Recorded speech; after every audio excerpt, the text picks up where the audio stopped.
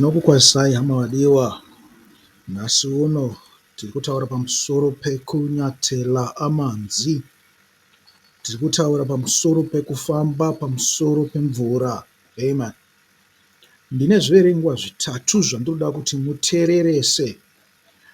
Ichi chidzidzo chakakosha. Ndichangoti chibatawo zvishoma.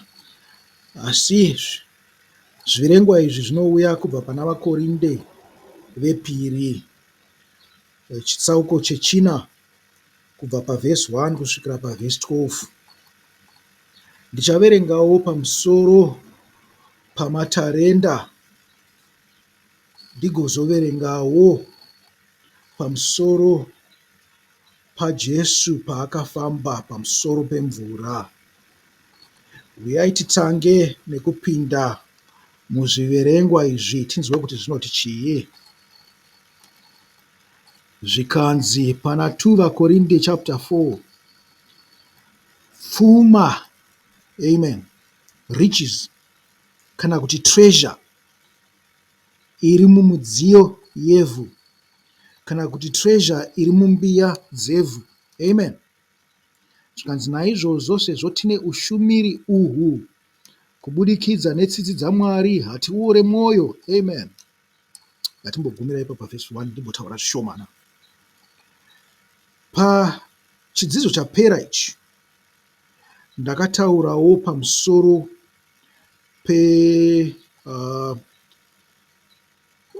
pembudzi namakwai.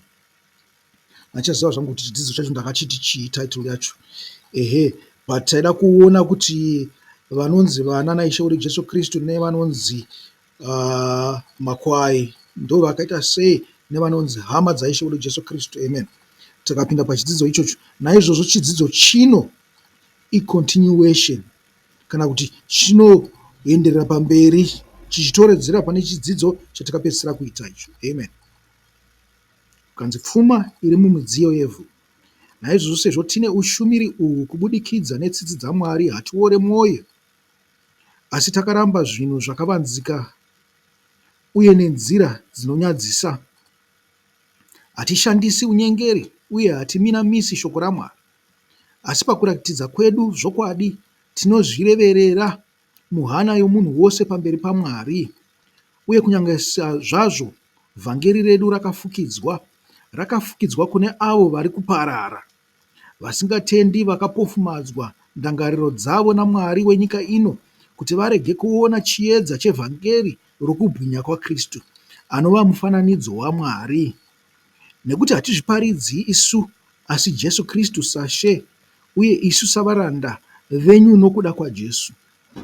Nokuti Mwari akati chiedza ngachipenye murima, akaita kuti chiedza chake chipenye mumwoyo yedu, kuti tiwane chiedza choruzivo rwokubwinya kwaMwari muchiso chaKristu.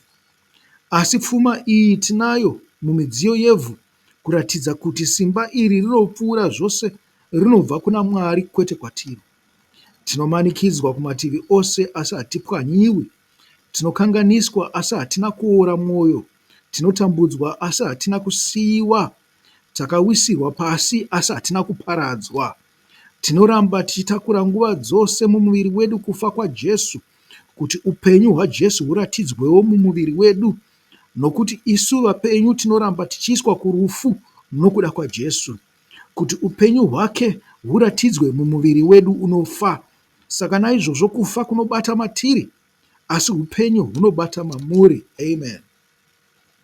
Tiri kutaura naPauro apa, ari kutaura pamusoro pezvinhu zvaiitika kwaari nokuda kwokushumira. Wakanga uri munhu anovengwa, wakanga uri munhu asingadiwi, waiva munhu aida kuurayiwa, waiva munhu aizvidzwa, waiva munhu wairobwa, waiva munhu waida kutakwa namabwe, waiva munhu aida kungogara achitongwa, achidzikisirwa, achitukwa, achiitirwa zvose zvakaipa. Zvikanzi pane chikonzero chavari kuitira ichi, nokuti uya muchinda werima arida kuvharidza chiedza chiri matiri kuti chisaonekwe navanhu. Naizvozvo unoedza nokutambudza kwose kwaanga kutambudze nako, Zvikanzi naizvozvo kana uchiwirwa nezvinhu zvakaipa usakahadzike. Zvikanzi ziva kuti kuita kwomuchinda wepano pasi haadi kuti vanhu vakuteerere, haadi kuti vanhu vauye kwauri, haadi kuti utongonzwikwa uchitaura. Chaanouya nacho umboo hwekuti munhu uyu wakaipa, zvakati zvakaipa zvakaitika kwaari, zvakati zvakaipa zvaanoita, kana achikwanisa kubuditsa umboo hwacho. Muri kuzvinzwa? Chiedza chaiswa mauri naMwari ndicho chaari kuda kuvharidza. Asi Mwari unotipa simba, nekuti pakuwirwa nezvinhu zvose izvi pane vanoteerera nokuona. Vanhu vana Mwari mukati vanotambudzika kana vanhu vaMwari vachiitirwa zvakaipa. Muri kuzvinzwa? Naizvozvo vanhu vaMwari havangaregedze kuda kuteerera kana kurwira avo vari kutambudzwa. Ndosaka isu nyangwe tichiita zvedu, tichitaura mukati menyika, tichiona vaya vari kutambudzwa nokubviswa pavakanga vagere for 20 years, pavakaona kuti aiwa varungu vabva, isu tochipindawo, zvichida vakagariswa, zvichida vakandogara vega. Kozongoti vamwe vanongonyuka mazuva ano ndo vakutoti aiwa chibvai ipapo, imi hamungarambe makagara ipapo. Ndakanzwa mumwe achibvunza kuti ko imi makanga muri kupiko patanga tagere panyika ino? Mazouya nhasi makuti hatisisirivepo, kwamabva kwacho ndekupi? Zvikanzi kana muchizviti muri vanhu veZANU PF, paitorwa minda nevamwe makanga muripi? Of course tinoziva kuti minda yakapedzisira yangoenda kune vanhu vehuori chete, haina kuzoenda kune vakarurama. Nyangwe ivo vakakurumidza kundogara, vamwe vakatobviswa kare, mapurazi iwawo akafa. Vamwe vaitoshanda, varimi vakanga vaipinda mumapurazi iwawo, vaitoshanda nesimba ravo, vamwe vakabva kuhondo vachishanda nesimba ravo paminda iyayi yakanga ine ivhu rakanaka. Paingosvika umwe munhu anenge angopurumotwawo, angoitwawo kaminista kana apuhwa kaushefu, wonopinda ipapo wotora. Iwo wotorasirwa zvinhu zviya zvawanga uchiunganidza nekutamburira nokushandira. Ndo zvakaita munhu waMwari. Munhu waMwari has affluent, hama vadiwa. Munhu waMwari anoonekwa nokutamburira kwake umambo hwokudenga. Murikuzvinzwa? Kuti Mwari angangopa munhu rugare munyika yaSatani here, achinyatsoziva kuti uyu anondishandira? Zvichida pane zvimwe zvinhu zvaari kuwana, asi zvisiri kubva kunani? Kuna Mwari. Asi tinoziva kuti vanhu venyika yedu vakasorasha Mwari. Pakaita chinguva chokutambudzika kukuru, pakakonzera kuti vamwe vabereki vafe, pakaita zvirwere, ana AIDS zvakabvisa vabereki, zvakasiya dzimwe nguva ana mbuya nana sekuru harahwa vachichengeta vana. Taitofunga kuti chinhu chakanaka, nekuti ndivo vanhu vakanga vakura mune zvakanaka. Iyi generation yakanga yakupedzwa nemukondombera iyi yakanga yangodzidzawo zvishoma pane zvakanaka zvavakuru vavo. Asi tiri kuona kuti nyangwe vana ava havana kubuda zvakanaka.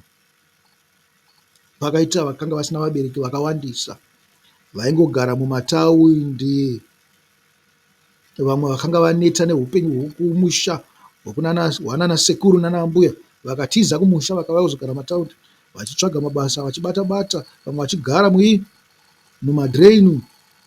Takatopesera yatova rudzi rwavanhu rwakakura kubva ipapo, rwakanga rusinganyatsoziva nyangwe nechivanhu chedu, rwakanga rusingazive noumwari. Ndosaka muchiona Satani akabata simba zvikuru kunyanya nyika yokwedu. Ndosaka muri kuona zvakaipa zvichikudzwa. Ndosaka muchiona n'anga dzawandisa, dzava nesimba. Muri kuzviona izvo? Chiri kureva chinhu ichi kuti Mwari wakasuduruka. Zvino tichadzosera sei Mwari panyika yedu? Idambudziko iroro ratinaro sevanhu venyika yeZimbabwe. Amen. Asi manzwa shoko riri kubuda. Zvikanzi shandisai chakaiswa mamuri, chiedza ichocho chatinacho chatakawana kuna Mwari. Vamwe vanhu vandiri kupupurira pamusoro pavo ndivo vakanga vakatoshatiswa naSatani. Muri kuzvinzwa? Ndivo vamwe vanhu vaakuuya pamberi kuzopupura pamusoro peuhipi hwaSatani, pamusoro peuhipi huri kuitwa navamwe vavo. Havazi vose vakashata vari kunamata mukati memakereke. Dzimwe nguva mufundisi chaiye ndiye anenge akashata, asi vanhu vari vatsvene. Zvikanzi zvino zvatakaiswa muchoto chematare, iwe usatya kuparidza shoko raMwari. Kana tatombopuhwa mukana uripo nehurumende iripo yekuti tiparidze kune dzimwe nyika, hakusisina mukana iwowo. Zvimakereke izvi zvakaparadzwa. Kana zvimakereke zvisina kuparadzwa nehurumende dziripo, maIslamic terrorists ari kuuyawo, ana ISIS, vamwe vanenge vachikonzera zveIslam zvehondo izvo, vari kuuyawo vachida kuparadza maKristu ari munzvimbo idzodzo. Saka isusu patinenge tichiparidza zvechiedza ichi tichawana matambudziko. Zvikanzi usatya, rangarira kuti iwewe hausi kuzviitira iwewe, asi uri kuitira Mwari. Amen. Uri kuitira Mwari. Naizvozvo kana uchitambudzwa usatye. Zvikanzi ndiwo kutambudzwa kwakaitwa vakakutangirai. Vakangotambudzwawo nenzira dzakaipisisa. Asi nyangwe isu pari zvino tinotambudzwa nenzira dzakaipisisa pamweya napanyama. Nekuti Satani haasi kuda kuti titeererwe. Satani haasi kuda kuti titaure pamberi pavanhu. Amen. Zvikazi naizvozvo hatichapera simba, ticharamba tichiparidza kusvikira kwokupedzisira, nekuti ndiwo umboo hwatinahwo hwekuti aiwa kwamakatitumira kuya zvikukutu. Dzimwe nguva hatina kukwanisa kana kuwana mumwe chete wakadai akapora, nyangwe shoko takakusha. Asi kune wakagamuchira kana kune wakambonzwawo richipfuura nemunzeve dzake, tinongomunamatirawo kuti zvimwe chiedza chichabata simba maari, akarasha uhipi hwose, akauya kuna Mwari.